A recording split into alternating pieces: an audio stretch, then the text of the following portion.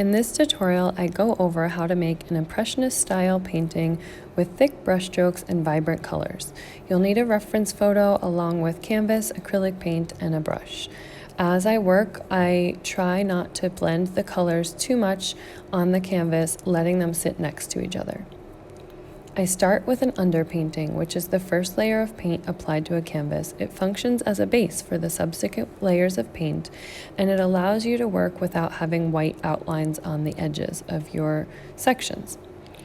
I usually start by using my paintbrush to paint the outlines of the shapes in my landscape. Then I go in and I paint each section according to the value I see in the reference photo. In landscape painting, there's something called atmospheric perspective. It's a technique where when you look at a landscape, the objects in the foreground, which are closer to you, tend to be darker. I then start to add details on top of all of the shapes that I've got in my underpainting. And in my reference photo, I was using an Italian mountainside with a vineyard grapevine going up the mountain. So you can see me here painting those sections.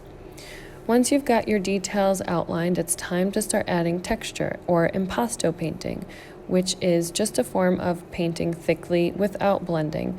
So I'm loading the paint on my brush and keeping it nice and thick at the end of my brush and dabbing it on.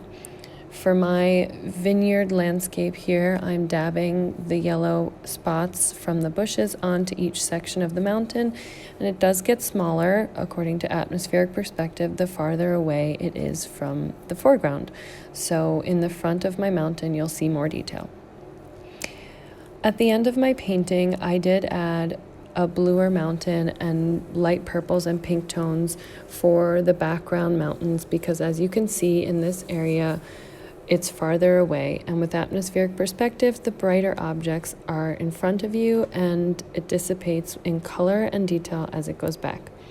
So I hope you have fun painting your own landscape and keep those brush strokes vibrant and thick.